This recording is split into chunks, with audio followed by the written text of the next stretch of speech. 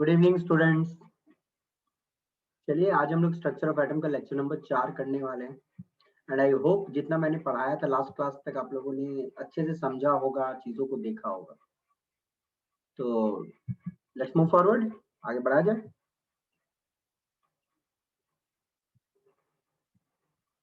ठीक है, आज मैं एक बहुत ही important topic that is atomic spectrum discuss करने वाला हूँ। ओके, अब ये टॉपिक आपके लिए बिल्कुल नया होगा कि एटॉमिक स्पेक्ट्रम क्या होता है।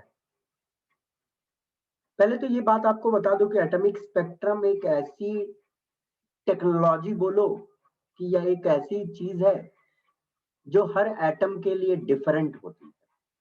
जैसे कि दुनिया में हर इंसान का फिंगरप्रिंट डिफरेंट होता है, ठीक उसी प्रकार हर एटम की ये एटॉमिक स्पेक्ट्रम डिफरेंट होती है। ओके, चलिए डिटेल्स में आगे पढ़ेंगे तो आप लोगों को मालूम चलेगा। पर सबसे पहले इस वर्ड को आप देख लो, एटॉमिक स्पेक्ट्रम छोड़ो, स्पेक्ट्रम वर्ड को देख लो। स्पेक्ट्रम वर्ड जब दिमाग में आता है तो आपके दिमाग में ये चीज सबसे पहले आती होगी, ये एक इमेज आती होगी। ये एक व्हाइट लाइट है, वो गिरा प्रिज्म के ऊपर तो कितने कलर में बढ़ जाता है? 7। अब बेटा मैं आपसे पूछूं कि सबसे ज्यादा डिविएशन किसकी हुई है? वायलेट की। वायलेट की हुई है। क्यों? क्योंकि डिविएशन का डायरेक्ट रिलेशन होता है फ्रीक्वेंसी से। ये आप लोगों ने पढ़ा हुआ है जूनियर क्लास में भी, जिसकी फ्रीक्वेंसी सबसे ज्यादा होती है वो सबसे ज्यादा अपने पाथ से भटकेगा। जैसे कि ये वायलेट है तो वायलेट की फ्रीक्वेंसी सबसे ज्यादा है। यदि वायलेट की फ्रीक्वेंसी की बात करूं तो मैं वो 7.5 into 10 to the power 14 hertz होती है। This is the frequency of violet. Okay, वहीं रेड तक आते हो आप तो it's 4 into 10 to the power 14।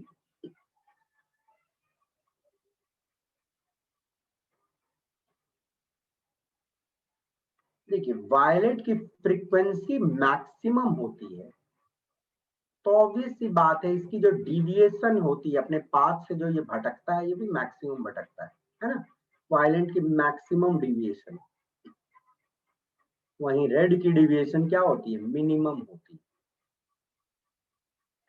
Okay, क्योंकि इसकी फ्रीक्वेंसी मिनिमम है। तो ये स्पेक्ट्रम आपने पढ़ा है कि विजिबल स्पेक्ट्रम होती है जो 7 कलरों की होती है, violet, indigo, blue, green, yellow, orange, red, है ना।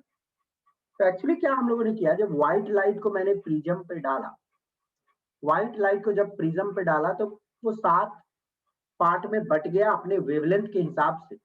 और फिर यदि एक फोटोग्राफिक प्लेट पे हम इन सबको डालते हैं तो उस फोटोग्राफिक फिल्म पे हमें एक कंटिन्यूअस बैंड ऑफ कलर्स मिलती है।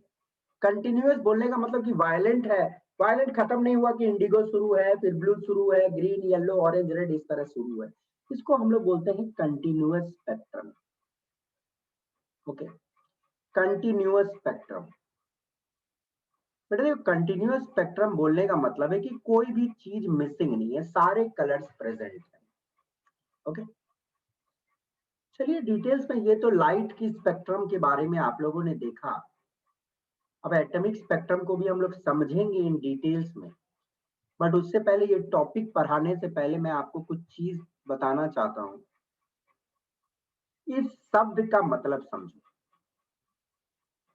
इस शब्द का मतलब मैं पहले समझाऊंगा। क्वांटाइज्ड का मतलब क्या होता है। ओके, क्वांटाइज्ड का शब्द का मतलब समझना सबसे जरूरी है। देखो आप सभी को एक छोटा सा बात तो मालूम होगा कि इलेक्ट्रॉन जो रहती है वो डिफरेंट डिफरेंट घरों में रहती है। के सेल, एल सेल, मतलब बोर के थ्योरी के हिसाब से K cell, L cell, M cell, है ना। और के सेल की एनर्जी अपनी है, एल सेल की एनर्जी अपनी है, एम सेल की अपनी एनर्जी फिक्स्ड है। ओके, तो एक्चुअली हम लोग जो एटॉमिक स्पेक्ट्रा पढ़ेंगे ना, इस टॉपिक में हम लोग ये चीज को भी प्रूव करेंगे कि इलेक्ट्रॉन कुछ फिक्स्ड एनर्जी लेवल में ही रहती है। मतलब जहां मन तहां नहीं रह सकती। वो के सेल में रहना तो के सेल में रहेगा, एल सेल में रहना तो एल सेल में रहेगा, के और एल के बीच में नहीं रह सकती। ओके, तो चलिए यहाँ पे एक सब शब्द का मतलब मैं समझाता हूँ पहले। क्वांटाइज्ड शब्द का मतलब समझ। अच्छा बच्चा मुझे बताओ, ये जो रेस ग्राउंड आपको दिख रहा है, मान लो आप इस जगह पे खड़े हो, ठीक है ना, इस जगह पे खड़े हो, मैंने आपको बोला आप 10 मीटर पे खड़े हो जाओ, तो आप क्या वो मेजरिंग टेप से 10 मीटर नापोगे या 10 मीटर पे आप खड़ा हो सकते हो? Got it? अंडरस्टूड? मैं आपको बोलूंगा बेटा आप 20 मीटर पे खड़े हो जाओ, तो फिर आप मेजरिंग टेप से नापोगे और 20 मीटर डिस्टेंस पे खड़े हो सकते हो। मैं आपको बोलूंगा बेटा 30.5 मीटर डिस्टेंस पे खड़े हो जाओ, फिर फीता से नापोगे आप 35.5 डिस्टेंस पे खड़ा हो सकते हो कहीं पे। लेकिन बोलने का मतलब यदि ये 100 मीटर का ग्राउंड है यहां से यहां तक, जीरो से मानो 100 मीटर का ये ग्राउंड है टोटल, ओके, तो ये 0 से 100 मीटर के ग्राउंड में आप किसी भी लेंथ पे खड़े हो सकते हो कि नहीं? मैं आपको बोलूंगा 10.2 पे खड़ा हो जाओ, आप 10.2 पे खड़ा हो सकते हो। मैं आपको बोलूंगा 100 पे खड़ा हो जाओ, जाके आप 100 पे खड़ा हो जाओगे। मैं बोलूंगा 99.8 पे खड़ा हो जाओ, वहां पे खड़ा हो सकते हो ना।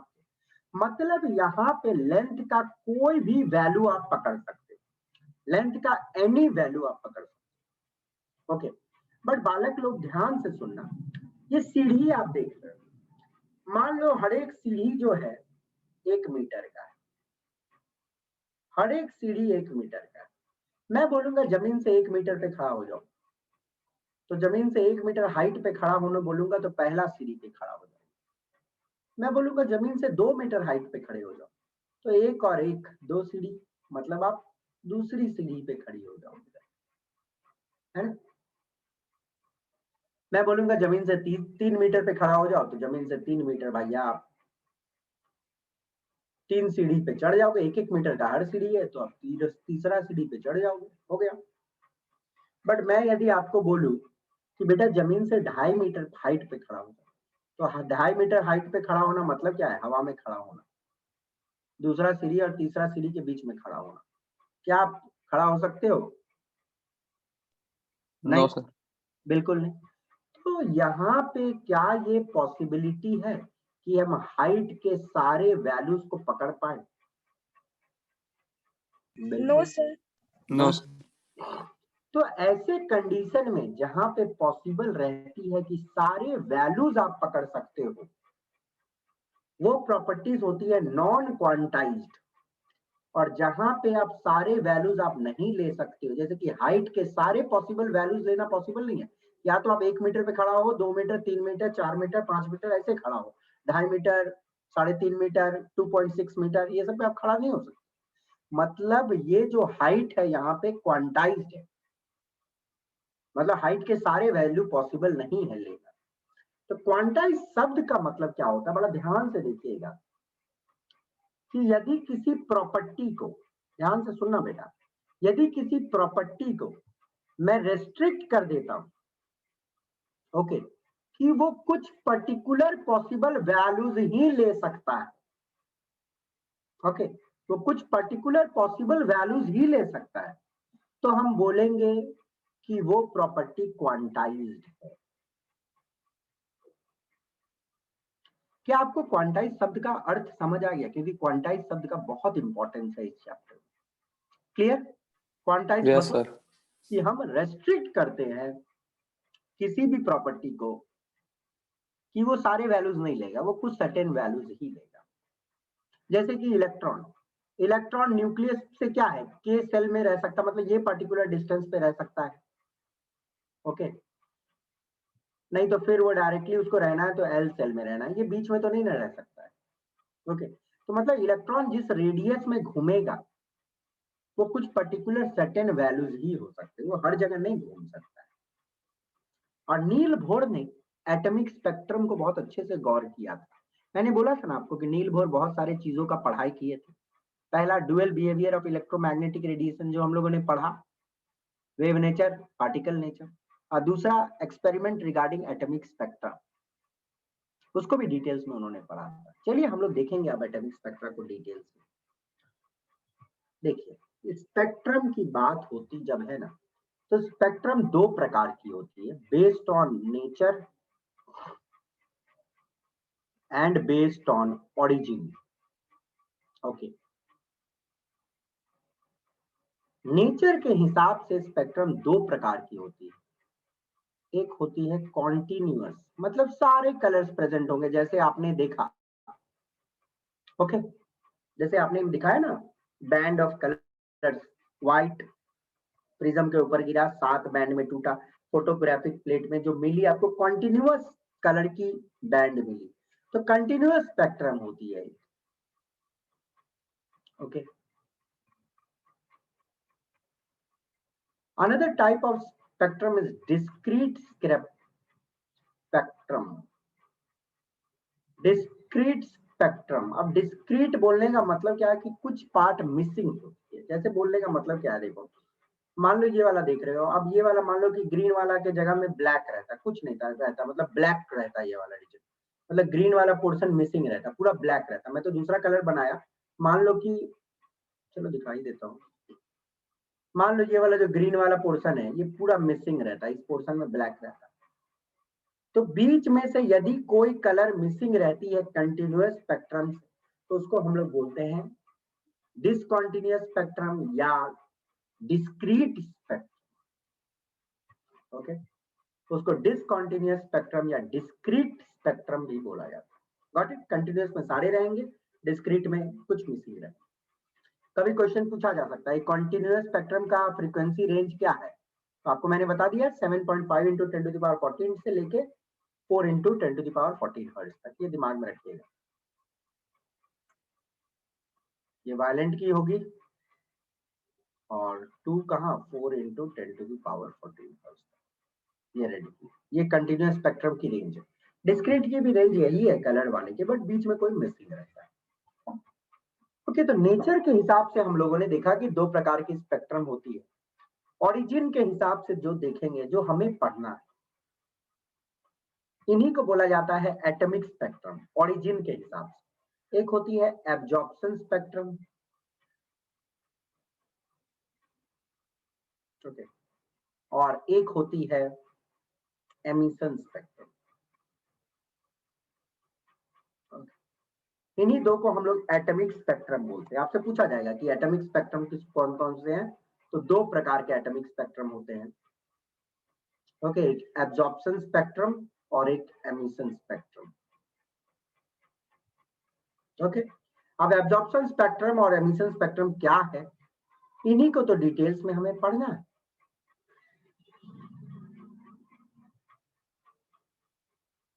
चलो देखो, एमिशन स्पेक्ट्रम सबसे पहले हम लोग समझते हैं। ध्यान से देखिएगा, थोड़ी टॉपिक इंपॉर्टेंट है ये वाली। देखो क्या है, मान लीजिए एक पल के लिए कि एक इलेक्ट्रॉन यहां पड़ा हुआ है, ठीक है। अब इसने किसी एनर्जी सोर्स से एनर्जी गेन कर लिया, है ना, किसी फोटोन से या किसी क्वांटम से एनर्जी गेन कर लिया। जब एनर्जी गेन करेगा तो ऑब्वियस सी बात है वो हायर एनर्जी लेवल में चला जाएगा। एनर्जी गेन किया तो हायर एनर्जी लेवल में चला गया। मान लो यहां चला गया हायर एनर्जी लेवल में, ओके, वो यहां से गायब हुआ, एनर्जी एब्जॉर्ब करके हायर एनर्जी में चला गया। हायर एनर्जी जो रहता है उसको हम लोग बोलते हैं एक्साइटेड स्टेट में चला गया। क्या बोलेंगे? एक्साइटेड स्टेट में चला गया। और जो एकदम नीचे बैठा हुआ था, जब इलेक्ट्रॉन एकदम कोई एनर्जी नहीं गेन किया था, उस स्टेट को हम लोग बोलते हैं ग्राउंड स्टेट, ठीक है ना। तो एक इलेक्ट्रॉन ग्राउंड स्टेट में था पहले और उसने किसी क्वांटम और फोटोन से एनर्जी गेन की, तो यहां से हटके वो एक्साइटेड स्टेट में चला गया। बट आपको मैं एक बात बता दूं कि एक्साइटेड स्टेट एक टेम्पोररी स्टेट होती है। जैसे मान लो आप किसी बात से खुश हुए, तो क्या उस बात से आप जीवन भर खुश रहोगे कि थोड़ा देर बाद मतलब फिर नॉर्मल हो जाओगे? मतलब मान लो आपका जो 10th का एग्जाम आया, आपको 90% दे दिया गया, मतलब 98% दे दिया गया, तो 98% आ गया, इस बात से आप जीवन भर नहीं ना खुशी रहोगे, कुछ दिन उड़ोगे फिर नॉर्मल आ जाओगे। तो इलेक्ट्रॉन की भी जो एक्साइटेड स्टेट होती है वो टेम्पोररी होती है। वो एक्साइटेड स्टेट में जाता तो है, बट वहां थोड़ा देर मौज मस्ती करता है, फिर उसके बाद फिर वो नीचे आ जाता है। तो ये इलेक्ट्रॉन एक्साइटेड स्टेट में ज्यादा देर नहीं रहेगा, वो आएगी, नीचे आएगी। वो यहाँ फिर आ जाएगा अपना ग्राउंड स्टेट में। बट जब नीचे आएगा तो जो रेडिएशन को वो एब्जॉर्ब करके ऊपर गया था ना, उसको लीव कर देगा। समझ गए बात? जितना एब्जॉर्ब किया था ऊपर जाने के लिए, अब जब नीचे आएगा तो उतना को वो लीव कर देगा। सिंपल सी बात है। Okay, got it? तो यही जो रेडिएशन एमिट होती है उसी को हम लोग बोलते हैं एमिशन स्पेक्ट्रम, है ना। ये जो एमिट हुई, मान लो मैं इसको एक फोटोग्राफिक फिल्म पे कैप्चर कर दिया, फोटोग्राफिक फिल्म होती है ना, उस पर मैं कैप्चर कर लिया तो कुछ एक पर्टिकुलर टाइप का कलर आएगा, तो उसी को हम लोग बोलते हैं एमिशन स्पेक्ट्रम। बोलने का मतलब क्या, देखिए एक सब्सटेंस है, तो एक सब्सटेंस में एक ही इलेक्ट्रॉन तो नहीं होगा, बहुत सारे इलेक्ट्रॉन्स होंगे। ओके, और वो बहुत सारे इलेक्ट्रॉन मानो अलग अलग टाइप के क्वांटम को एब्जॉर्ब करके हायर लेवल में जाता है। कोई यहाँ जाता है तो कोई यहाँ ऊपर में गया, कोई और ऊपर में चला गया, तो कोई और ऊपर में चला गया, तो वो एक्साइटेड स्टेट में चला गया। जब वहां से वो नीचे आएगा, नीचे तो आना ही है, तो जब नीचे आएगा तो फिर अलग अलग रेडिएशन को क्या करेगा, एमिट करेगा, अलग अलग रेडिएशन को एमिट करेगा। तो जो सारे रेडिएशन वो एमिट करता है उसी को तो हम लोग बोलते हैं एमिशन स्पेक्ट्रम। वेरी सिंपल है, सपोज समझ गए होंगे, एक सब्सटेंस है, उसने एनर्जी एब्जॉर्ब की है, एनर्जी एब्जॉर्ब करके हायर एक्साइटेड स्टेट में चला गया है, और वहां जाने के बाद जब नीचे आता है तो रेडिएशन क्या करता है, एमिट करता है। और वही जो जितने सारे रेडिएशन एमिट करता है उसको इकट्ठे मैं क्या बोलूंगा, एमिशन स्पेक्ट्रा बोलूंगा। समझ आ गई? Very simple. ओके, अब देखना एमिशन स्पेक्ट्रम को थोड़ा डिटेल्स में देखते हैं। एक एक्साइटेड एटम है, बेटा मुझे एक बात बताना, एक्साइटेड एटम का मतलब क्या होता है? जिसके इलेक्ट्रॉन ने कुछ एनर्जी गेन कर लिया है ना। एक एक्साइटेड एटम मतलब जिसके इलेक्ट्रॉन ने एनर्जी गेन करके हायर में गया। अब मुझे एक बात बताना, ये जो लिखा हुआ सही लिखा हुआ क्या गलत? एक एक्साइटेड एटम है वो एमिट करेगा रेडिएशन, एमिट करेगा कि नहीं करेगा? हाँ या ना? करना चाहिए, है कि नहीं? एमिट करना चाहिए। yes, है ना। एटम है, उसके इलेक्ट्रॉन एनर्जी एब्जॉर्ब करके हायर एनर्जी लेवल में चले गए हैं, तो वहां चला गया, तो फिर वो नीचे आएगा तो एमिट करेगा रेडिएशन। मान लीजिए एक पल के लिए कि ये वाले एक्साइटेड एटम या एक्साइटेड सब्सटेंस लिया है मैंने यहाँ पे, ठीक है। तो ठीक है, उससे उस एक्साइटेड सैंपल से कुछ रेडिएशंस निकल सकते हैं। उस रेडिएशन को क्या करता हूँ मैं, एक प्रिज्म पे डालता हूँ। और आपको मालूम है कि प्रिज्म क्या करता है, डिफरेंट डिफरेंट वेवलेंथ के हिसाब से बांट सकता है। तो प्रिज्म पे डाला, जो अलग अलग वेवलेंथ है उसको बांट दिया, और हम लोगों को एक फोटोग्राफिक फिल्म पे हम लोगों ने कैप्चर किया, तो कुछ ऐसे लाइंस आते हैं। हर के केस में डिफरेंट आते हैं, सब केस में सेम नहीं आते। ओके, जैसे मान लो मैं सोडियम लूंगा, तो सोडियम के केस में जिस टाइप की ऐसी लाइन आएगी, मैग्नीशियम के केस में डिफरेंट आएगा, एल्युमिनियम के केस में डिफरेंट आएगा। Got it? इसी को बोलते हैं हम लोग एमिशन स्पेक्ट्रम। तो एमिशन स्पेक्ट्रम क्या हो गया, एक एटम है एक्साइटेड स्टेट में है, तो एक्साइटेड स्टेट में है तो वो रेडिएशन को एमिट किया, वो रेडिएशन को प्रिज्म पे डाला गया, प्रिज्म क्या किया, डिपेंडिंग अपॉन वेवलेंथ उसको बांट दिया। फोटोग्राफिक फिल्म पे आपको लाइंस दिखे, जो जो फ्रीक्वेंसी थे वो सब लाइंस दिखे, बाकी सब आपको ब्लैक रीजन दिखा, जो नहीं था वो ब्लैक दिखा। ओके, जो ऑब्जर्व करेगा वही ना दिखेगा।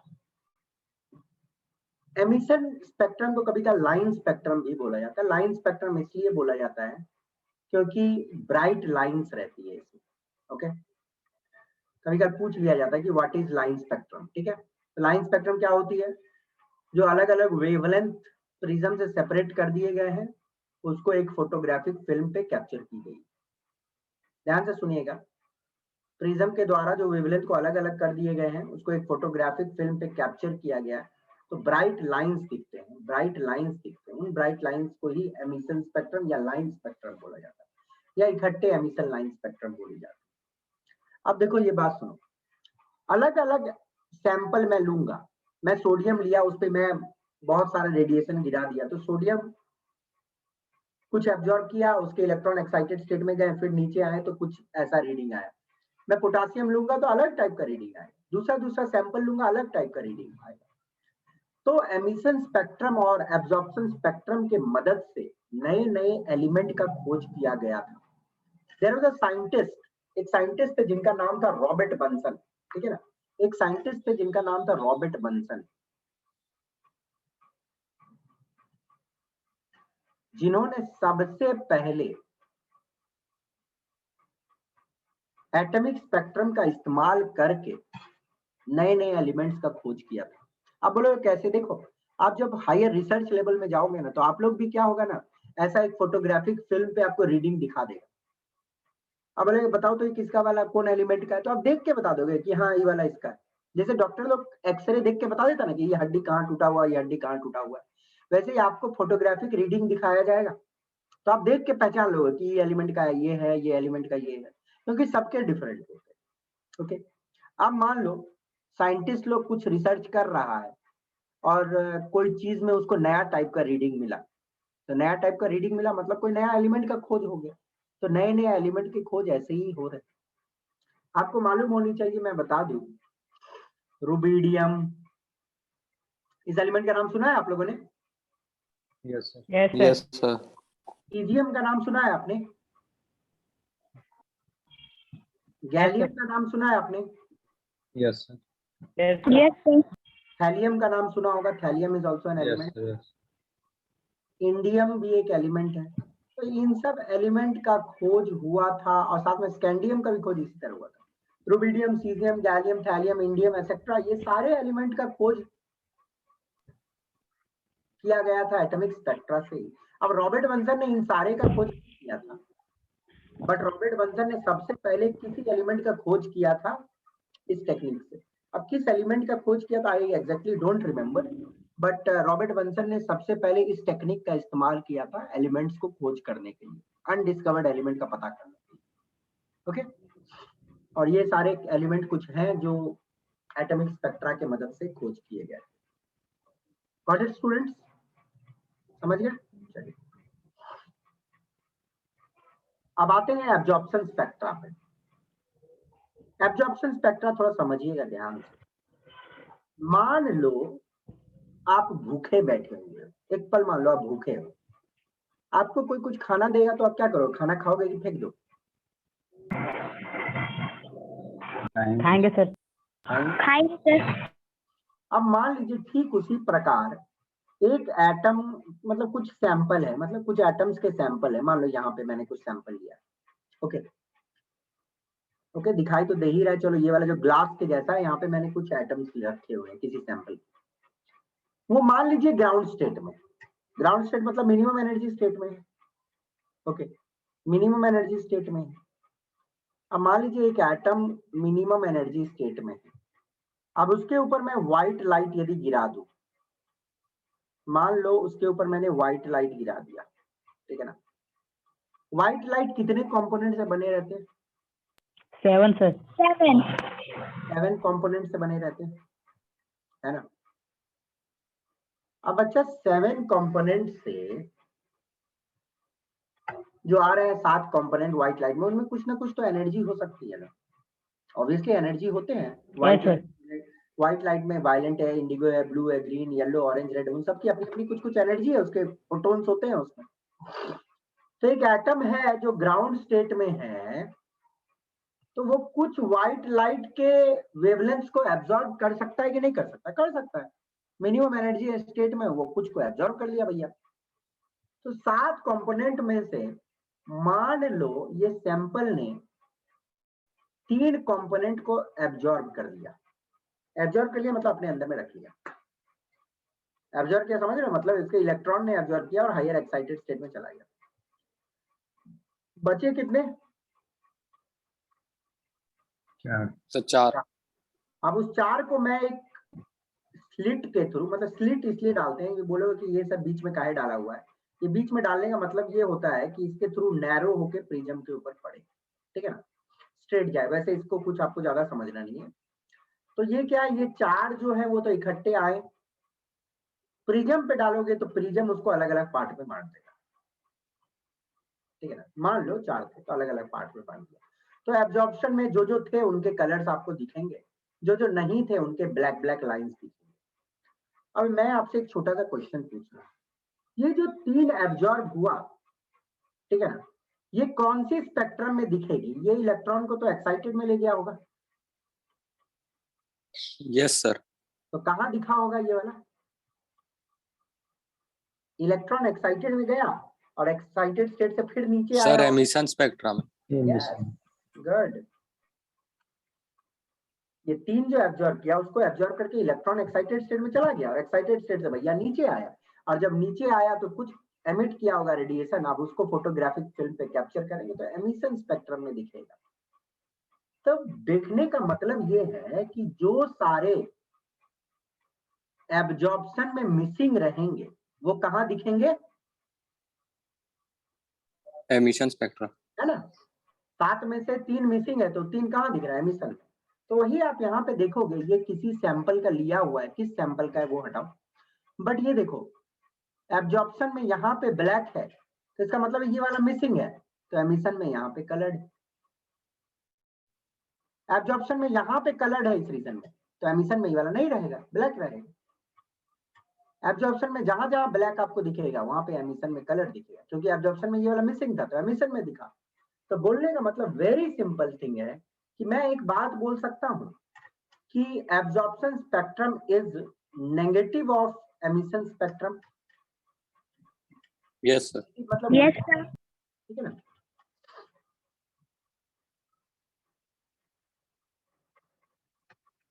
ये इंपॉर्टेंट लाइन है।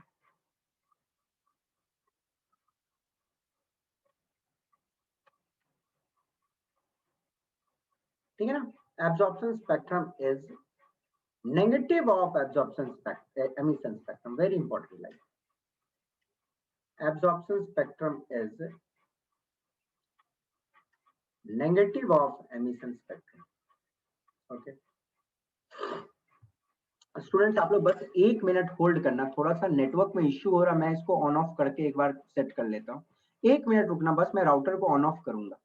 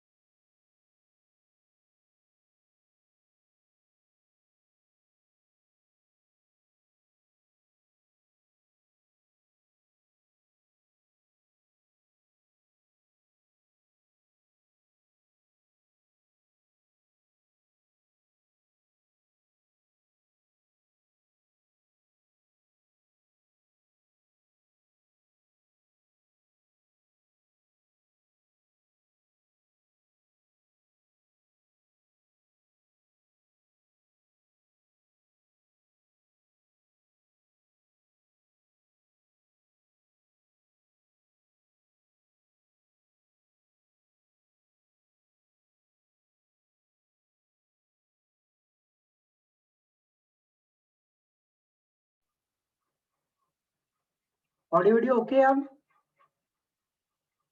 स्टूडेंट्स आवाज आ रही है? यस। तो यहां तक हुई। अब देखिए, जिस तरह मैंने बताया कि आप लोगों को कि हर एटम की एमिशन और एब्जॉर्प्शन स्पेक्ट्रम डिफरेंट होती है, तो आपके सामने एक सैंपल है, ये वाला सोडियम का है। सोडियम का एमिशन और एब्जॉर्प्शन, यह ऊपर वाला एमिशन है और नीचे वाली एब्जॉर्प्शन है।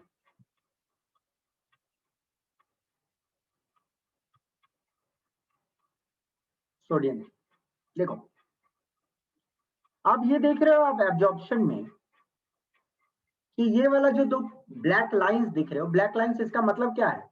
ये वाला क्या हो गया है? एब्जॉर्ब हो गया। ध्यान से देखना, ये वाला एब्जॉर्ब हो गया है और जो बाकी नहीं एब्जॉर्ब हुआ है वो आपको दिख रही है, कलर्स दिख रही है चारों। अब मुझे एक बात बताना, ये एब्जॉर्ब जो हो गया वो एक्साइटेड स्टेट में ले गया इलेक्ट्रॉन को, अब बाद में जब लिबरेट हुआ तो कहाँ दिखा, एमिशन स्पेक्ट्रम में दिखा, ठीक है ना। तो आपको साफ दिख रही है एक चीज कि एब्जॉर्प्शन में जहां पे कलर्ड लाइंस है एमिशन में वहां पे ब्लैक पड़े हुए हैं, जहां पे दो ब्लैक लाइंस दिख रही है मतलब ये दो फ्रीक्वेंसी एब्जॉर्ब हो गई थी, एब्जॉर्ब हो गई तो इलेक्ट्रॉन को एक्साइटेड स्टेट में ले गया तो नीचे ले आया, तो बाद में वही दो लाइंस आपको एमिशन स्पेक्ट्रम में दिखी। गॉट इट, समझ गए। तो हर एलिमेंट के ये डिफरेंट होते हैं, आप देख के पता कर।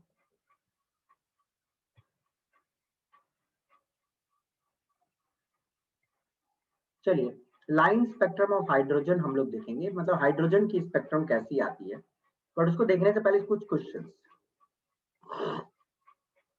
बताइएगा मुझे, इन सब का आंसर क्या होगा। The spectrum of radiation emitted by a substance after absorbing energy is called sir emission. emission, ठीक है ना। Absorb. जो एब्जॉर्ब कर लिया तो एब्जॉर्ब करने के बाद जो दिखता है वो एमिशन होता है, एब्जॉर्प्शन मत भूलिएगा। एब्जॉर्ब जो होता है वो एक्साइटेड में ले जाता है, एमिशन होता है। ये क्या होगा,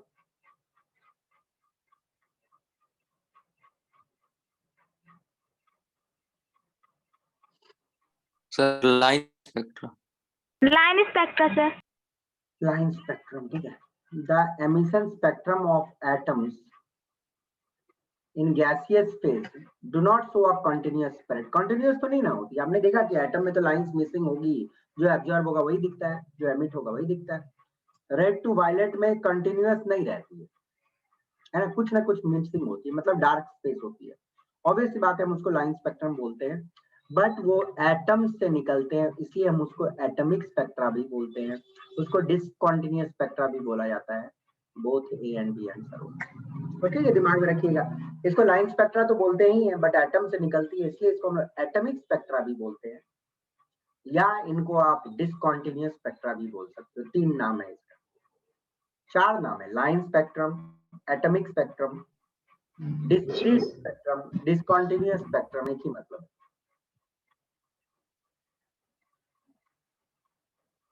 use of emission spectrum is in, कहाँ इस्तेमाल किया जाता है सर बी। बी में chemical analysis of unknown atom में यूज हुआ जाता है।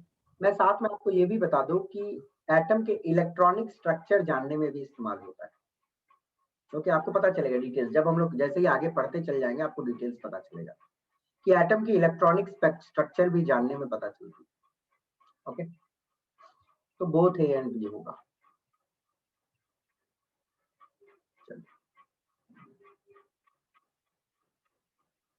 ये वाला देख के बताओ तो कौन सा एमिशन है, कौन सा एब्जॉर्प्शन है।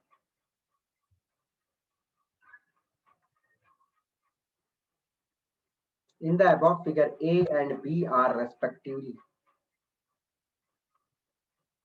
क्या होगा,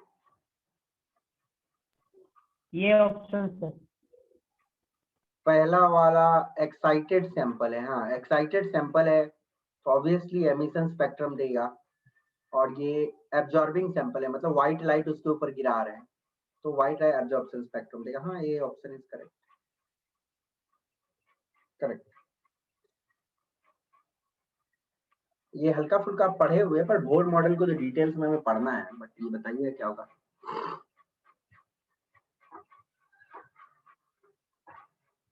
The electrons in the hydrogen atom. Orbit sir, orbit.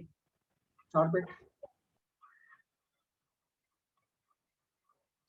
The energy of an electron in the orbit changes with time, does not changes with time. Does not change with time. जब तक वो घूम रहा है वो घूम रहा है, उसकी एनर्जी चेंज नहीं होगी, बट हाँ यदि ऑब्जर्व कर लिया तो चला जाएगा दूसरा जगह।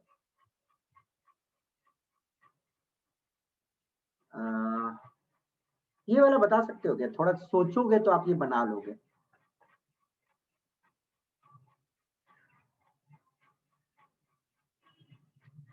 ये मैंने बताया नहीं है, बट आपको दिमाग लगाना पड़ेगा तब आप बना लोगे। देखो यदि आपको एक छोटी सी चीज बताता हूँ,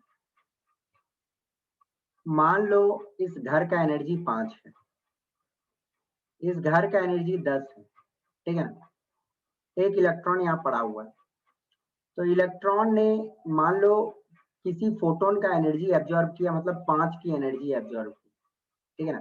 तो 5 की एनर्जी एब्जॉर्ब करेगा तो कहाँ चल जाएगा, 10 वाले घर में चल जाएगा, ऊपर घर में। ऊपर घर में चल जाएगा, क्योंकि 5 5 10 हो गए। तो किसी भी एनर्जी ऑफ फोटोन को हम लोग किस फॉर्मूला से देते हैं, E is equal to h nu, formula याद है? ये ऑप्शन ये होगा सर। एक मिनट ध्यान से देख लीजिए, E is equal to h nu. Okay, तो मैं देखो इस एनर्जी लेवल को E2 मानता हूं और ई एनर्जी लेवल को E1 मानता हूं। E1. तो 10 माइनस 5 क्या बराबर इस एनर्जी के है कि नहीं है? Yes, sir. Yes sir. तो मैं लिख सकता हूं एच न्यू बराबर E2 माइनस E1 लिख सकता हूं, या मैं चाहूं तो इसको ये भी लिख सकता हूं, nu is equal to E2 minus E1 divided by H। H. E2 minus E1 को मैं डेल्टा E लिख सकता हूं, difference of energy by H। सही है, यस सर। समझ आ गए? ये अभी रहने दो, ये रहने दो, ये आप लोग को बनाओगे तब पढ़ोगे। अब आते हैं हम लोग नेक्स्ट। अच्छा, रिडबर्ग फॉर्मूला में अभी कैसे, पहले हम लोग उधर और चीजें देखनी है।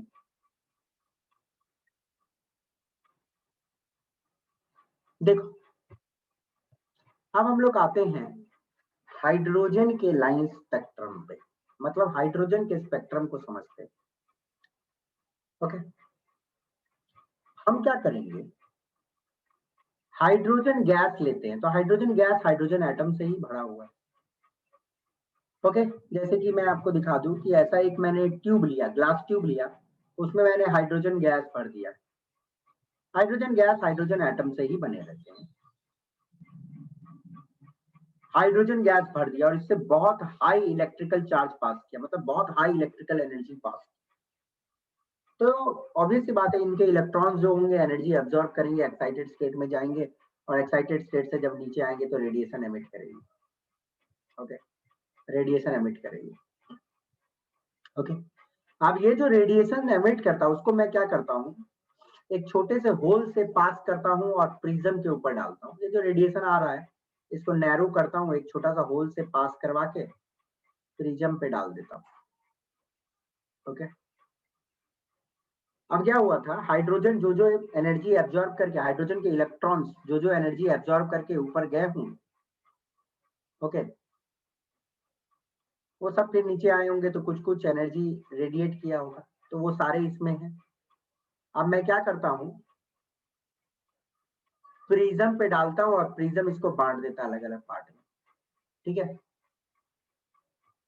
तो हाइड्रोजन का स्पेक्ट्रम जो आता है वो देखो कुछ इस प्रकार का आता है, एमिशन वाला 1 2 3 4 4 लाइन दिखती है विजिबल रीजन में। विजिबल रीजन में 4 लाइन दिखती है। तो देखो सोडियम का जैसा स्पेक्ट्रम था हाइड्रोजन का वैसा तो नहीं है, हाइड्रोजन का डिफरेंट है, मतलब एक नया एलिमेंट है कि नहीं? तो हम लोगों ने हाइड्रोजन एटम को इलेक्ट्रिकली एक्साइट किया था, उससे जो रेडिएशन निकले, मतलब जो एब्जॉर्ब किया और बाद में जो निकला उसको स्लिट से पार करके प्रिज्म पे डाला, और प्रिज्म पे डालने के बाद जो हमें फोटोग्राफिक फिल्म पे रीडिंग मिली वो लाइन स्पेक्ट्रम मिली। लाइन स्पेक्ट्रम मतलब बीच में कुछ कुछ मिसिंग है, ऑब्वियसली मिसिंग तो रहेंगे ही, और ये डिस्क्रीट इन नेचर है। डिस्क्रीट का मतलब मिसिंग है कुछ कुछ। ओके, तो इसको आप देख के पता कर सकते हो ये हाइड्रोजन की स्पेक्ट्रम है। हाइड्रोजन की स्पेक्ट्रम एक स्पेशल है, सबसे अलग, सोडियम की अलग, हाइड्रोजन की अलग, पोटासियम की अलग, सबकी अलग। ओके, तो ये विजिबल रीजन में आती है। विजिबल रीजन में आप देखोगे तो कुछ ऐसा रीडिंग आता है। तो क्वेश्चन पूछा जाता है हाइड्रोजन स्पेक्ट्रम से कभी कभी। ओके, विजिबल स्पेक्ट्रम में कैसी है, इसकी लाइन स्पेक्ट्रम है, डिस्क्रीट है नेचर में। ओके, अब देखो ध्यान से, मुझे एक बात बताओ, दुनिया में रेडिएशन तो एक प्रकार के नहीं होते हैं, मैंने तो बहुत सारे रेडिएशन आपको पढ़ा है। गामा यस होती है, सर। एक्सरे होती है, अल्ट्रावायलेट होती है, विजिबल होती है, इंफ्रारेड होती है, माइक्रोवेव होती है, रेडियो वेव्स होते हैं। तो ये जरूरी थोड़े है कि हाइड्रोजन मतलब सिर्फ विजिबल वाला एब्जॉर्ब करता होगा।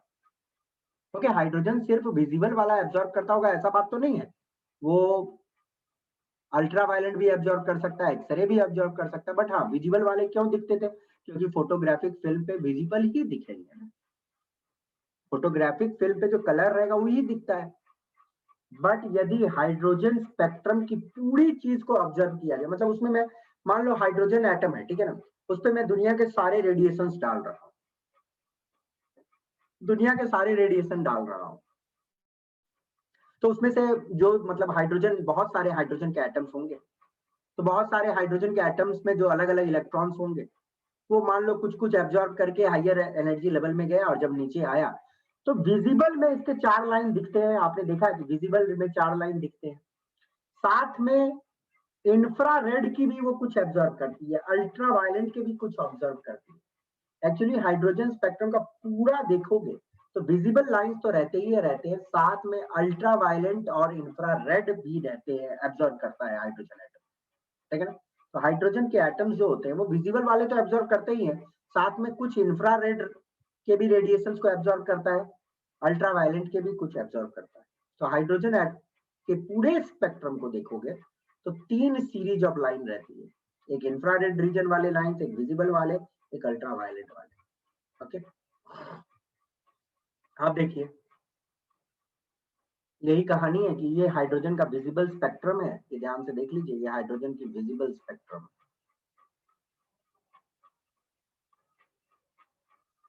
ये वाला देख लो, थोड़ा क्लियर पिक्चर है, ये हाइड्रोजन की विजिबल स्पेक्ट्रम है। अब मुझे एक बात बताओ कि मैं हाइड्रोजन का जो ये विजिबल वाला एमिशन स्पेक्ट्रम बनाया हूं, मैं क्या 10,000, मैं क्या 1,00,000, मैं 1 करोड़ बार इस एक्सपेरिमेंट को रिपीट किया तो मुझे यही रीडिंग मिल रही थी। तो अब साइंटिस्ट लोग सोचने लगे इस बात को कि मतलब जैसे सोडियम का भी आप एमिशन स्पेक्ट्रम देखोगे, एब्जॉर्प्शन देखोगे, तो हर केस में 10,000 लाखों करोड़ों बार एक्सपेरिमेंट कर लो तो सेम रीडिंग मिलती है। Okay, got it. ये जो रीडिंग आपको मिल रही है ये बेसिकली कोई रेडिएशन निकल रहा है उसके कारण। ओके, और इस रेडिएशन की अपनी कुछ फ्रीक्वेंसी होगी, मान लो इसकी फ्रीक्वेंसी ν1, इसकी फ्रीक्वेंसी ν2, इसकी फ्रीक्वेंसी ν3, इसकी फ्रीक्वेंसी ν4। ओके, हर केस में सेम फ्रीक्वेंसी निकल रहा है। 1,000 बार रीडिंग लिया तो हर बार सेम रीडिंग आ रहा है।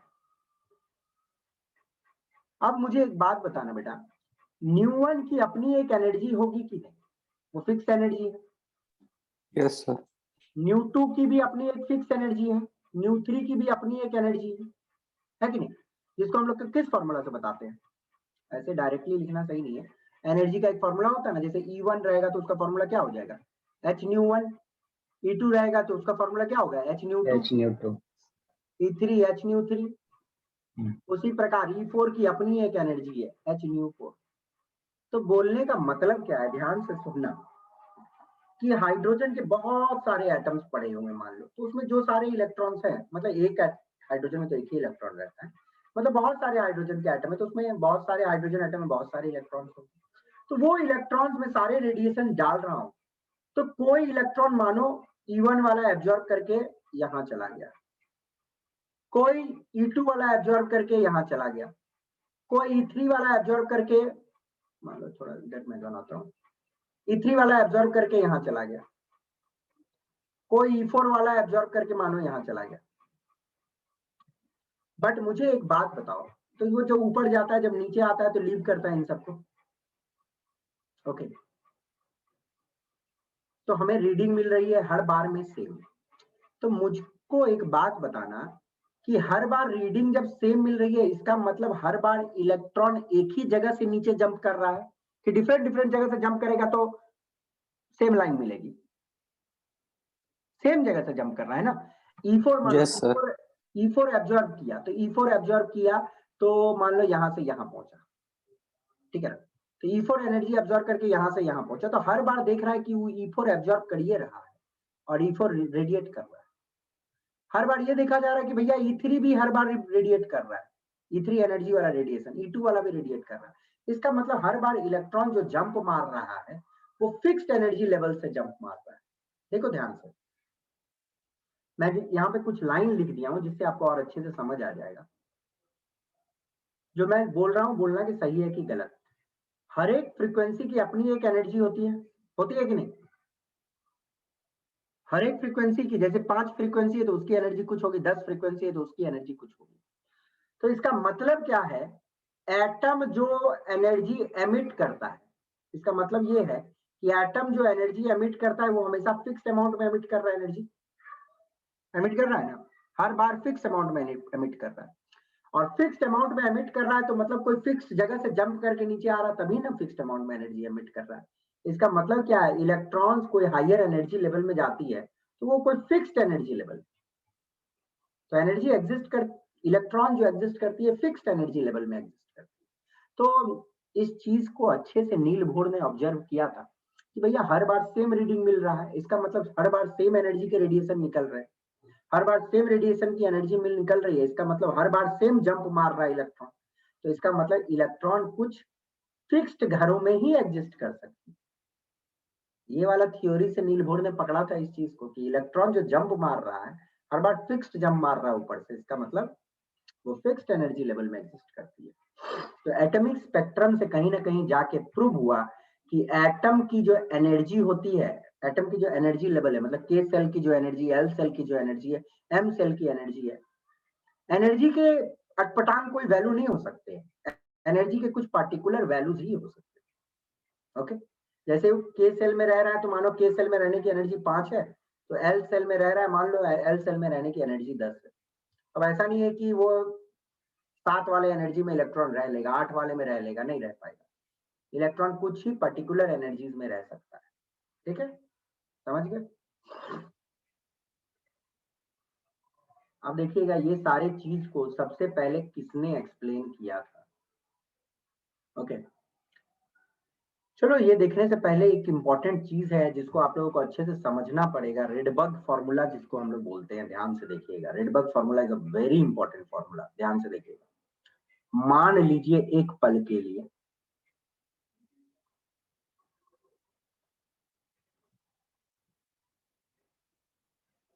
ओके,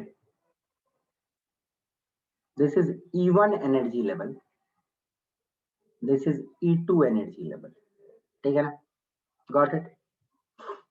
अब एक इलेक्ट्रॉन मानो यहाँ पे चला गया है, मान लो एक्साइटेड स्टेट में चला गया, तो जब ये इलेक्ट्रॉन यहाँ से यहाँ आएगा तो कोई रेडिएशन को लीव करेगा कि नहीं करेगा?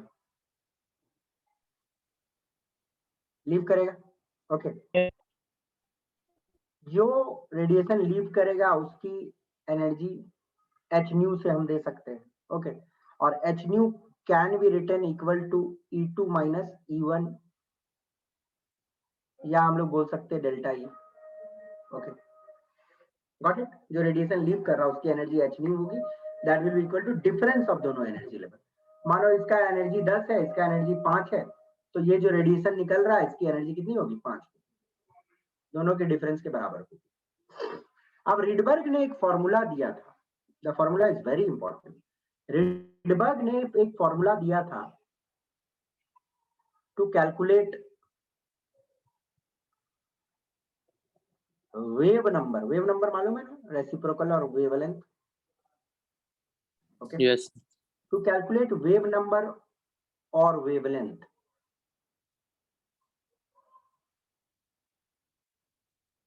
ऑफ एमिटेड रेडिएशन, जो एमिट हुआ है उसकी वेवलेंथ या वेव नंबर निकालनी।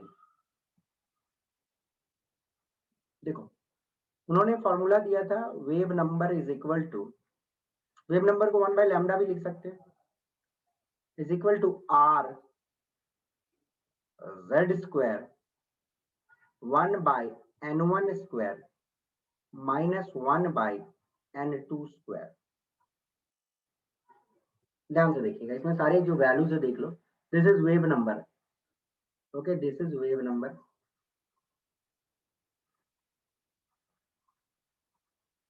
लैम्डा तो बताने की जरूरत नहीं, वेवलेंथ है। आर जो होती है वो एक रिडबर्ग कांस्टेंट होती है, वो एक कांस्टेंट है। ओके, जिस कांस्टेंट का वैल्यू होता है 109,677 सेंटीमीटर इनवर्स, ठीक है ना, इसका वैल्यू होता है 109,677 सेंटीमीटर इनवर्स। N1 होता है लोअर एनर्जी, जहां जंप किया, लोअर एनर्जी N1। ओके, इसको हम लोग N1 बोल देते हैं, नीचे वाला को N1। ओके, ऊपर वाला को N2, ओके, और N2 is higher energy,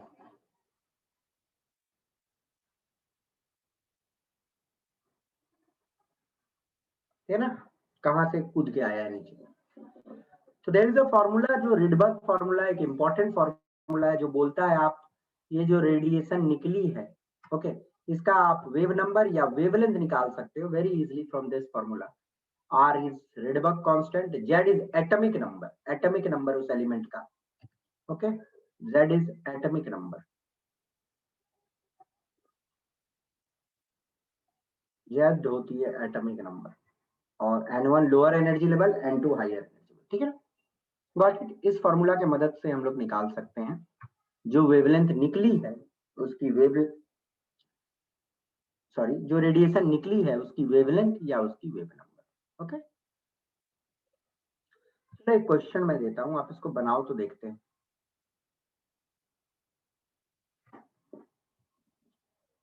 try कर सकते हैं आप इसको।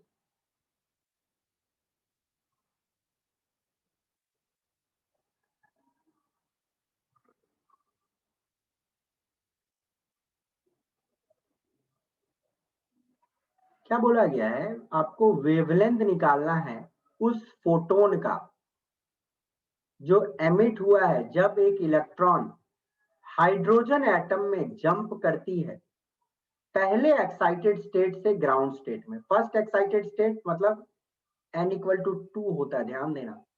फर्स्ट एक्साइटेड स्टेट देखो क्या होता है, ये ध्यान में दीजिएगा, जो n इक्वल टू 1 होता है ना, अच्छा ये डिटेल्स में हम लोग बोर की थ्योरी में देखेंगे। n जो पहला घर होता है उसको ग्राउंड स्टेट बोलते हैं, दूसरा घर जो होता है उसको फर्स्ट एक्साइटेड स्टेट बोला जाता है, तीसरा घर को सेकंड एक्साइटेड स्टेट, इस तरह बोला जाता है, ठीक है ना। तो पहला घर मतलब दूसरा घर से पहला घर में कूद रहा है। तो अभी मैंने फॉर्मूला बताया है आप लोगों को, 1 by lambda is equal to RZ square, 1 by N1 square minus 1 by N2 square। बताओ तो कितना होगा लैम्डा, निकाल सकते हो क्या आप? निकालो, ट्राई करो, ट्राई करना है, ट्राई करो, बहुत आसान है। Z का वैल्यू क्या होगा, हाइड्रोजन है तो 1 होगा, R के जगह R रहने दो, Z के जगह 1 लगाओ, 1 का स्क्वायर 1 हो गया, 1 by N1 स्क्वायर, मतलब कहाँ जंप कर रहा है, ग्राउंड स्टेट को लेना है, वो N1, ऊपर वाला होता है वो N2 होता है, तो 1 by 1 ए होगा सर।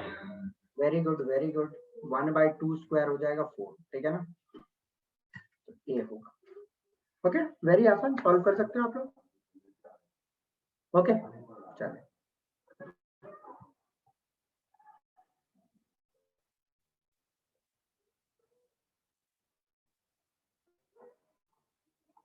देखो, हाइड्रोजन एटम के स्पेक्ट्रम के बारे में आपको डिटेल्स में थोड़ा पढ़ना है।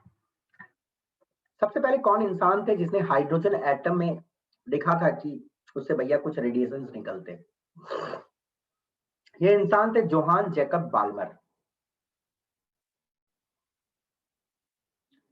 जोहान जैकब बाल्मर एक स्विट्जरलैंड के मैथमेटिशियन थे जिन्होंने हाइड्रोजन एटम में सबसे पहले एक पैटर्न देखा था कि हाइड्रोजन एटम से कुछ रेडिएशंस निकलते हैं। सबसे पहले किसी ने एक पैटर्न आइडेंटिफाई किया था हाइड्रोजन एटम में, वो थे जोहान जैकब बाल्मर, ठीक है, गॉट इट। अब ध्यान से देखिएगा, इन्होंने उस जमाने में एक फॉर्मूला दिया था to calculate the wave number उन रेडिएशंस का जो हाइड्रोजन एटम से निकलता है। देखो ये फॉर्मूला जो था ना, ये रिडबर्ग के फॉर्मूला से भी पहले आया था, एक्चुअली रिडबर्ग ने तो बाद में दिया था। ये फॉर्मूला था 109677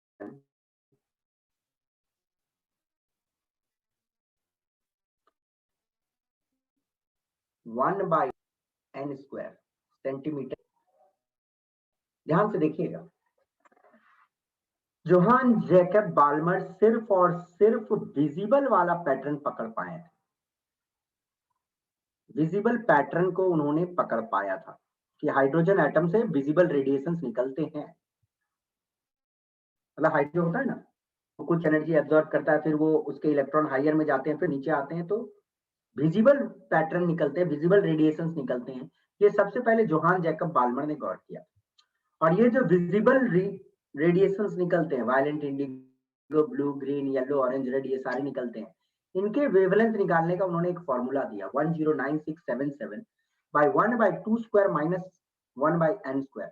अब देखो ये फॉर्मूला को आप यदि वो फॉर्मूला से मिलाओगे जो अभी बताया मैंने, RZ² 1/n1² माइनस 1/n2², इसी फॉर्मूला का अपडेटेड वर्जन है ये वाला थोड़ा सा, बट समझ लो थोड़ा ध्यान से। देखो R का वैल्यू वही है 109677। अब हाइड्रोजन रहेगा तो Z का वैल्यू आ जाएगा 1। एक सेकंड रुकिए। हाइड्रोजन रहेगा तो Z का वैल्यू 1 आ जाएगा। इसकी सुनो मेरी बात को, कोई इलेक्ट्रॉन हायर एनर्जी लेवल से दूसरे घर में जंप करके आता है तो विजिबल रेडिएशन निकलती है। कोई इलेक्ट्रॉन हायर एनर्जी लेवल में चला गया और हायर एनर्जी लेवल से दूसरे घर में जंप किया तो जो रेडिएशन निकल रही है विजिबल वाली निकलती है।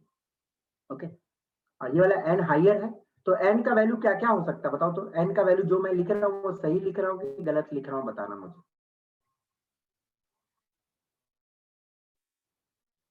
बोलिएगा। सही है n2 सही है सर। सही है। अच्छा ठीक है, एक बार बताना। अच्छा, फर्स्ट फ्लोर से आप गिर के सेकंड फ्लोर पे जा सकते हो क्या? No sir. No sir. No sir. First floor से गिर के सेकंड फ्लोर पे कभी जा सकते हो? नहीं। आपको यदि सेकंड फ्लोर पे गिरना है तो कहां से गिरोगे? थर्ड फ्लोर से, फोर्थ फ्लोर से, फिफ्थ फ्लोर से, सिक्स्थ फ्लोर से, सेवेंथ फ्लोर से, एट्थ, नाइन्थ, 100th फ्लोर से गिरोगे। तो मतलब सेकंड घर में गिरना है तो फर्स्ट घर से तो नहीं गिर सकते, सेकंड घर से भी सेकंड में नहीं गिर सकते। तो ये ध्यान दीजिएगा, रेडबर्ग का फॉर्मूला में जो ये n होगा वो 3, 4, 5 ... होगा। समझिए बात को, यस सर। है ना? Got it. रेडबर्ग बोल रहा हूँ, ये इनका फॉर्मूला में, बाल्मर का फॉर्मूला में, ठीक है। ओके, जोहान जैकब बाल्मर के फॉर्मूला में n का वैल्यू 3, 4, 5 होगा। अब जो सारे रेडिएशंस निकलते हैं दूसरे घर में जंप करने से, मतलब कोई भी इलेक्ट्रॉन हायर से दूसरे में जंप किया तो जो सारे रेडिएशंस निकलते हैं उनको हम लोग बाल्मर सीरीज लाइंस बोलेंगे। बाल्मर सीरीज लाइंस बोलेंगे in respect of the scientist John Jacob Balmer. Okay, मतलब फोटोग्राफिक प्लेट पे जो सारे विजिबल वाले रीडिंग आते हैं हाइड्रोजन के, वो लाइन को बाल्मर लाइन बोला जाता है in respect of John Jacob Balmer. Okay, ये वाला मैं बाद में बताता हूँ, ये पहले देखो। देखो रिडबर्ग ने क्या बोला था, ध्यान से आपको देखना है। रिडबर्ग ने बोला कि ठीक है, बाल्मर बोल रहा है कि चलो वेव नंबर निकाला जा सकता है, ये वाला फॉर्मूला 1096 n1² माइनस 1/n2² से, सॉरी 1/2²। बट रिडबर्ग ने बोला कि नहीं, ऐसा थोड़ी है कि इलेक्ट्रॉन दूसरा ही घर में जंप करेगा। इलेक्ट्रॉन तो पहला घर में भी जंप करके जा सकता है, इलेक्ट्रॉन तीसरा घर में भी जंप करके रुक सकता है, चौथे घर में भी जंप करके रुक सकता है, और सिर्फ हाइड्रोजन के लिए क्यों, और दूसरे एटम में भी ये कहानी हो सकता है। तो इन्होंने इस फॉर्मूला को थोड़ा मॉडिफाई कर दिया, मतलब आप वेवलेंथ भी निकाल सकते हो, that is wave number only. तो ये तो R ही होता है, R। फिर उन्होंने Z इंक्लूड किया, that is atomic number. 1/n1² मतलब लोअर घर, 1/n2² मतलब हायर घर। ओके, उन्होंने बोला कोई इलेक्ट्रॉन यदि पहला घर में जंप करता है हायर लेवल से, कोई इलेक्ट्रॉन यदि पहला घर में जंप करता है हायर लेवल से, तो ये जान लो जो रेडिएशन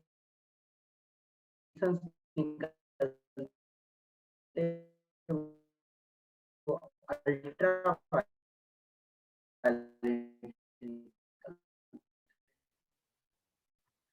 कोई इलेक्ट्रॉन यदि दूसरे घर में जंप करता है हायर एनर्जी, उसको पहला घर जो जंप करता है वो सारे जो लाइन आएंगे उनको लाइन करेगा हायर लेवल से, उसको बाल्मर सीरीज लाइन। तीसरा घर में जंप करेगा तो पास्चन सीरीज लाइन जो इंफ्रारेड होती है। चौथा घर में जंप करेगा उसको ब्रैकेट सीरीज लाइन जो भी इंफ्रारेड होती है। छठा घर में जंप करेगा उसको पीफंड सीरीज लाइन, सॉरी पांचवा सीरीज में जंप करेगा पीफंड सीरीज लाइन, वो भी इंफ्रारेड होती है। ओके, ये आपको ध्यान देना है कि अलग अलग घर में जब जंप करता है तो क्या क्या नाम से पुकारा जाता है वो लाइन। ओके, फर्स्ट घर में अल्ट्रावायलेट निकलती है तो उसको हम लोग लाइमन सीरीज लाइन बोलते हैं।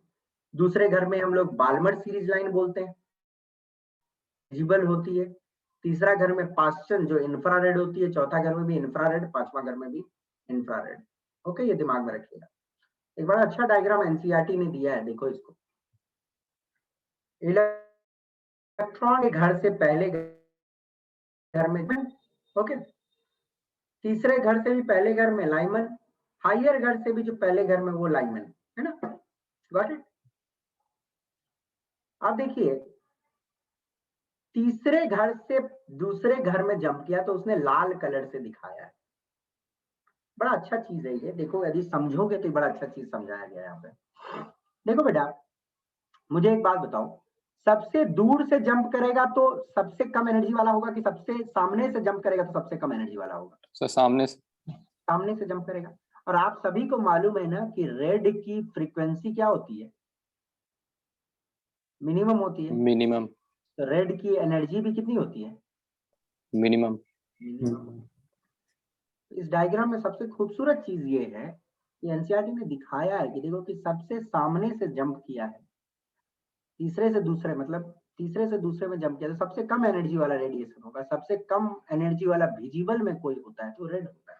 तो तीसरे घर से दूसरे घर में यदि जंप होती है तो दैट इज विजिबल। ओके, ये आपको दिमाग में रखना, दैट इज विजिबल। ओके, समझ गए? फिर उसके बाद नेक्स्ट दिया हुआ है, तो सबसे सामने से जो जंप करता है उसकी एनर्जी सबसे कम रहती है, जो सबसे दूर से जंप करता है उसकी एनर्जी सबसे ज्यादा होती है। पहला घर में जंप किया लाइमन, दूसरा में बाल्मर, तीसरे में पास्चन, फिर ब्रैकेट, फिर पीफंड, फिर और होती है हम्पडी सीरीज लाइंस भी होती है छठे घर में, बट वो पढ़ना नहीं है। अब देखो एग्जाम में क्वेश्चन आता है लैम्डा मैक्स और लैम्डा मिन का, इंपॉर्टेंट क्वेश्चन आता है।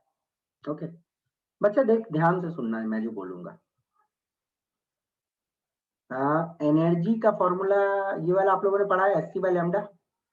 Yes yes sir. Yes sir. मुझे एक बात बताओ कि जो रेडिएशन आ रही है उसकी एनर्जी मिनिमम है, तो लैम्डा क्या होगा? मैक्सिमम होगा कि मिनिमम होगा? Sir maximum. इनवर्स रिलेशन है, नीचे में है ना, एनर्जी और लैम्डा के बीच में इनवर्स रिलेशन है, तो लैम्डा क्या होगी? मैक्सिमम। मैक्सिमम होगी।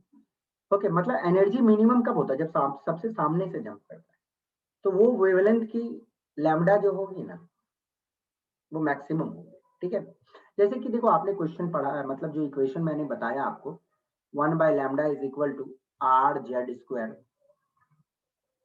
1 by n1 square by 1 by n2 square.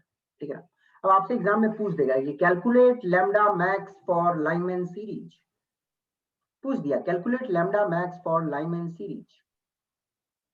Lyman के लिए बोला लैम्डा मैक्स निकाले। अब लाइमन सीरीज में कहां पे जंप करके जाता है? 2 से 1। नहीं, मतलब हायर से 1 में, ठीक है ना, हायर से 1 में जाता है तो लाइमन मिलती है, तो n1 तो हम लोग 1 रखेंगे। बट मुझे एक बात बताओ, जब लैम्डा मैक्स निकालने के लिए बोला गया है, मैं लैम्डा मैक्स बोल रहा हूं, तो उसको कहां से जंप करना है? जहां एनर्जी सबसे कम होगा। तो एनर्जी कहां से कम होगी? सबसे दूर से जंप करेगा कि सबसे सामने से जंप करेगा? सर सामने। सर सामने से। सामने से जंप, ठीक है ना, तो ये दिमाग में रखिएगा। तो यदि लाइमन के लिए क्वेश्चन पूछ लिया गया एग्जाम में, लाइमन के लिए लैम्डा मैक्स निकालिए, तो कुछ नहीं है, आर का वैल्यूज आपको मालूम है, जेड एटॉमिक नंबर दिया रहेगा कि हाइड्रोजन के लिए बोल देगा या किसी के लिए लिथियम के लिए बोल देगा, तो जेड का वैल्यू ले लेना आपको।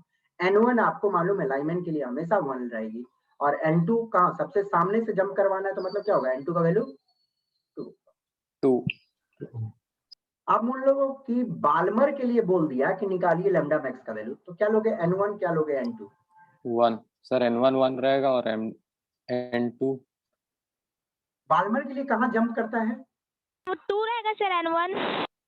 बाल्मर के लिए दूसरा घर में जंप करना है बेटा, है ना? N2 3. ठीक है ना? बाल्मर में के लिए कहाँ जंप करना है? दूसरा घर में जंप करना है। ओके, तो N1 का वैल्यू 2 होगा, N2 का वैल्यू क्या होगा? 3 4. सर 3. 3 4 नहीं, 3 होगी, सबसे सामने से जंप करवाना है, मिनिमम एनर्जी। पास्चन के लिए Lyman Balmer Paschen sir N3 और N2 4. ठीक है ना? चलिए, अब मान लो एक पल के लिए कि आपको एग्जाम में बोल दिया है कि भैया आपको लैम्डा मीन निकालना है, पूछ लिया किसी भी सीरीज के लिए लैम्डा मीन निकालना है, मतलब एनर्जी मैक्सिमम होना चाहिए। Yes sir. बताना कि लाइमन सीरीज के लिए, ओके, लाइमन सीरीज के लिए N1 क्या लेंगे, फिर 1 ही लेंगे, है ना? 1 ही लेंगे। N2 क्या लेंगे? N2 हम जंप कहां से करवाएंगे? इन्फिनिटी से जंप करवाएंगे, सबसे इन्फिनिटी से मतलब अनंत से जंप करवाएंगे। तो अनंत से जब जंप करवाएंगे तो सबसे ज्यादा एनर्जी होगा कि नहीं होगा? होगा, Yes, sir. Yes, है sir. ना? E is equal to hc by lambda. तो अनंत से मैंने जंप करवाया तो एनर्जी सबसे ज्यादा, इसका मतलब लैम्डा सबसे मिनिमम, है ना? तो मिनिमम. N2 का वैल्यू क्या ले लेंगे हम लोग? इन्फिनिटी ले लेंगे। तो फॉर्मूला जो होता है आपको मालूम है, 1 by लैम्डा मीन निकालने के लिए बोला गया है। तो r z square 1 by n1 square minus 1 by n2 square. N2 square. तो n2 इन्फिनिटी लोगे तो 1 by इन्फिनिटी क्या हो जाएगा? ये पूरा क्वांटिटी क्या हो जाएगा? 0 हो जाएगा, है ना? इन्फिनिटी से डिवाइड करना 0 होता है। बाल्मर के लिए N1 2 होगा सर और N2 इन्फिनिटी। Very good. उसी तरह Lyman Balmer Paschen Brackett Pfund के लिए बताओ, चलो याद कर लेना। देखो ऐसे Lyman Balmer Paschen Brackett Pfund, okay. तो पी फंड के लिए क्या होता है? N1 4 होगा सर। 4 होगा कि 5 होगा? 5. 5. ठीक है ना? 5 सर. 5, ठीक है। चलिए, N1 5 होगा और N2 क्या होगा? अनंत होगा, ओके। Infinity. देखो क्या होता है, एग्जाम में कभी कभी कंफ्यूज कर देता है, वो दे देगा एग्जाम में लॉन्गेस्ट लाइन निकालिए या लॉन्गेस्ट वेवलेंथ निकालिए। लॉन्गेस्ट लाइन लॉन्गेस्ट वेवलेंथ तो हम लोगों ने पढ़ा नहीं है कुछ, बट ये ध्यान दो ना, जब लॉन्गेस्ट लाइन या लॉन्गेस्ट वेवलेंथ निकालने बोल रहा है तो इसका मतलब वो आपको लैम्डा मैक्स निकालने बोल रहा है। लैम्डा मैक्स मतलब एनर्जी क्या? मिनिमम. मतलब सबसे दूर से जंप करवाना है कि सबसे सामने से? सामने से. सामने. कभी एग्जाम में शॉर्टेस्ट लाइन या शॉर्टेस्ट वेवलेंथ निकालने बोलेगा, मतलब लैम्डा मीन निकालने बोल रहा है, मतलब एनर्जी मैक्सिमम निकालने बोल रहा है, ओके, सबसे दूर से। कभी पूछ देगा एग्जाम में कि निकालिए first line of Lyman series, तो फर्स्ट लाइन मतलब लैम्डा मैक्स ही बोल रहा है निकालने के लिए, मतलब सबसे सामने से जंप करवाना है, ओके। कभी पूछ देता है कि लास्ट लाइन या लिमिटिंग लाइन निकालिए, तो आपको लैम्डा मिनिमम. पूछा जा रहा है, एनर्जी मैक्सिमम पूछा जा रहा है, ओके। ये चीज आपको दिमाग में रखना है, ओके, समझ गए? चलिए, एक और चीज है, एक फॉर्मूला है, सिंपल सा फॉर्मूला है, ये फॉर्मूला आप लोगों को जानना है कि देखो ये जो स्टेटमेंट लिखा हुआ है कि एक फोटोग्राफिक फिल्म पे, मान लो एक फोटोग्राफिक फिल्म है, इसमें इस पे मतलब मान लो कि जितने सारे फोटोन्स हिट कर रहे हैं अलग अलग फ्रीक्वेंसी वाले, यदि 10 फोटोन हिट कर रहे हैं अलग अलग फ्रीक्वेंसी वाले, तो कितने सारे लाइंस दिखेंगे इसमें? 10 लाइन दिखेंगे, है ना? ओके, तो बोलने का मतलब क्या है कि फोटोन्स जितने सारे होंगे अलग अलग वाले, उतने ही सारे लाइंस दिखेंगे आपको फोटोग्राफिक प्लेट में, दिखेंगे ना? क्योंकि ये जो लाइंस दिखती है वो कहाँ से आती है? वेवलेंथ रहती है, वो गिरती है, लाइट की कुछ वेवलेंथ होती है, वो गिरती है तो जाके एक लाइन दिखती है आपको। दूसरा वेवलेंथ वाला गिरा तो दूसरा लाइन, तीसरा वेवलेंथ वाला गिरा तो तीसरा लाइन, चौथा वेवलेंथ वाला चौथा लाइन, ओके। तो जितने सारे फोटोन्स गिरेंगे अलग अलग वेवलेंथ वाले, उतने सारे लाइंस आपको दिखेंगे फोटोग्राफिक प्लेट पे। तो कभी कभी पूछा जाता है क्वेश्चन कि कितने सारे टोटल लाइंस आएंगे, तो उसको निकालने का एक फॉर्मूला होता है, that is delta n into delta 1 plus 1 divided by 2। Delta n होता है N2 माइनस N1। जैसे कि मान लीजिए एक इलेक्ट्रॉन 5वें घर से तीसरा घर में आया तो मैक्सिमम कितना लाइंस हो सकता है, ये क्वेश्चन पूछा गया कि मैक्सिमम कितना लाइंस हो सकता है। तो बेटा देखो 5 में से यदि 3 जाता है तो कितना होता है, सर 2 2 होता है। तो डेल्टा एन हो गया तो 2, तो 2 into 2 + 1 divided by 2 कितना लाइन तो 3 लाइंस मैक्सिमम आ सकता है, ठीक है ना। 3 lines.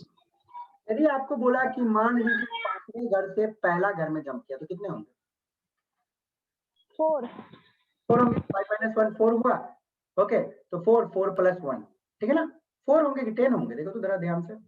सर 10 5 - 1 4 हो गया, डेल्टा एन क्या हो जाएगा, 4 हो जाएगा। तो यहाँ पे हम लोग क्या लिखेंगे, 4 4 + 1 डिवाइडेड बाई 2 कितना हो जाएगा, 10 ठीक है ना, समझ गए। तो ये कभी कभी क्वेश्चन पूछा जाता है कि टोटल नंबर ऑफ कितने लाइंस होंगे वो निकालिए। ओके, अब क्या होता है यदि फॉर्मूला मानो आपने भूल गया, ये जो फॉर्मूला है कि डेल्टा एन, ये total number of spectral lines का फॉर्मूला है, delta n into delta n + 1 divided by 2। तो इसको डायरेक्ट भी निकाला जा सकता है। मानो 5वें घर से वो कहाँ कहाँ जंप कर सकता है, मानो मैं बोल रहा हूँ कि 5वें से पहला जंप किया हो, तो 5वें से कहाँ कहाँ जंप कर सकता है, चौथा, तीसरा, दूसरा या पहला। फिर चौथे से कहाँ कहाँ जंप कर सकता है, तीसरा, दूसरा, पहला। तीसरा से कहाँ कहाँ जंप कर सकता है, दूसरा, पहला। दूसरा से कहाँ जंप कर सकता है, पहला। तो देखो कितने सारे हैं, यहाँ पे 4 लाइंस आएंगे, यहाँ पे 3 7 आएंगे, यहाँ पे 2 9 आएंगे, यहाँ पे 1 10 आ गया, तो 10 आ गया। तो चाहे आप फॉर्मूला से निकालो या चाहे डायरेक्ट निकालो, ये आपकी मर्जी है ना। 5 से 1 जा रहे थे तब भी 10 लाइंस आ रहा था। ओके, ये आपकी मर्जी है। बट मानो एक एग्जाम में क्वेश्चन आया, आप मुझे इसका आंसर बता सकते हो क्या होगा, इसका आंसर थोड़ा सोच के बताना। तो maximum number of visible line when an electron jump from 5th से पहला घर, चलो ऑप्शन दे दे रहा हूं मैं आप लोगों को, 10 3 2 4 कितना होगा, सर 10 10 सर 4 10. 10 कोई 4 क्यों होगा, 4 तो नहीं होना चाहिए क्योंकि 5 से 1 सर 10 10 होगा ना, 10 sir, यस 10. सर 10 सर 10 होगा। क्योंकि आप बोलोगे कि सर आपने अभी तो फॉर्मूला पढ़ाया था delta n into Yes, sir. Delta n + 1 divided by 2, और यही चीज को आपने ऐसे भी समझा दिया था, डेल्टा एन n2 - n1 होती है, तो 5 - 1 4 होगी, तो 4 4 + 1 4 डिवाइड + 1 by 2, ठीक है ना। तो चलो कितने हो गए, 10 हो गए। 10. ओके, तो मैंने ये एक मेथड बताया था और साथ में आपको ऐसे भी बता दिया था कि सर आप निकाल सकते हो, जैसे 5 से चौथा, तीसरा, दूसरा, पहला, चौथा से तीसरा, दूसरा, पहला, तीसरा से दूसरा, पहला, दूसरा से पहला। बट मैं आपको बोल दूं 10 इज द रॉन्ग आंसर। आप बोलो क्यों, क्यों sir? देखो आपसे क्वेश्चन में क्या पूछा गया है, सर विजिबल सर पूछा विजिबल लाइंस पूछा है तो 4 ही होगा ना। विजिबल लाइन पूछा गया, तो विजिबल लाइन मतलब कि कहाँ जंप करने से विजिबल आते हैं, कौन घर में जंप करता है तो विजिबल आता है, तो सेकंड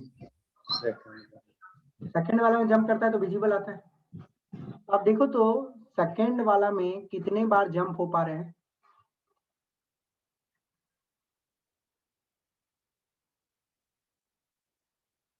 तीन बार ना, समझ आई। Yes sir okay, yes sir बता देगा एग्जाम में। देखो टोटल नंबर ऑफ लाइंस पूछेगा तो चलो ये मेथड ठीक है, ये फॉर्मूला सही है, बट कभी पूछ देगा विजिबल लाइन, कभी पूछ देगा कि इंफ्रारेड कितने होंगे, कभी पूछ देगा तो अल्ट्रा वायलेंट कितने हैं। तो ये आपको उसको याद रखना ही पड़ेगा। देखो अल्ट्रा वायलेंट सिर्फ पहला वाला घर में जंप करने से आता है, दूसरा वाला में विजिबल आता है, बाकी सब में जो है इंफ्रारेड आता है। तो ये दिमाग में रखिएगा, तो क्वेश्चन ऐसे आपको फंसा सकता है, तो ये दिमाग में रखना है आपको। ओके, तो ये तो इम्पोर्टेंट चीज थी। ओके, एक छोटा सा एनर्जी कंजर्वेशन भी बता देता हूँ आप लोगों को, ये आपको दिमाग रहना चाहिए। अच्छा बच्चा बता मुझे कि एक इलेक्ट्रॉन मान यहाँ से यहाँ डायरेक्ट जंप किया, ठीक है ना, मान लो उसने जो एनर्जी एमिट किया वो E1 है, और वही इलेक्ट्रॉन पहले यहां जंप किया और फिर यहां जंप किया, तो कैन आई राइट कि जो एकदम मतलब सबसे बड़ा वाला जंप है will be equal to E2 plus E3? देख सकते हैं? Yes, sir. Yes, sir. तो E1 को मैं h न्यू भी लिख सकता हूँ, h new 1, h new 2, h new 3। अब एग्जाम में कभी क्या करेगा, ये तीनों एनर्जी लेवल दे देगा या आपको दे देगा कि मतलब ये लाइट का इतना फ्रीक्वेंसी है, इसका इतना फ्रीक्वेंसी है, इसका फ्रीक्वेंसी निकालिए, तो आराम से निकाल सकते हो। देखो h कॉमन कट जाएगी सब में, तो ये कंजर्वेशन से हम लोग directly nu 1 is equal to nu 2 plus nu 3 का फॉर्मूला यूज कर सकते हैं, या E1 को हम लोग लिख सकते हैं hc by lambda 1 equal to hc by lambda 2 hc by lambda 3। तो हम लोग काट सकते हैं इसको, तो हो सकता है हमको वेवलेंथ दे दे एक का और बोल दो का वेवलेंथ दे दे, बोले तीसरा निकालना, निकाल सकते हैं हम लोग, है ना, आसानी से हो जाएगी। तो ये एक एनर्जी कंजर्वेशन का कहानी है जहाँ पे lambda 1 is equal to lambda 2 plus lambda 3 use कर सकते हैं, या आप ये वाला यूज कर सकते हो। Okay, got it? This is the story है आज के लिए फिलहाल तो इतना बेटा, ठीक है ना। जब नेक्स्ट क्लास में हम लोग मिलेंगे तो we will see later things. Thank you for today, मिलते हैं नेक्स्ट क्लास में, bye bye. Thank you. Thank you, sir. और क्या है?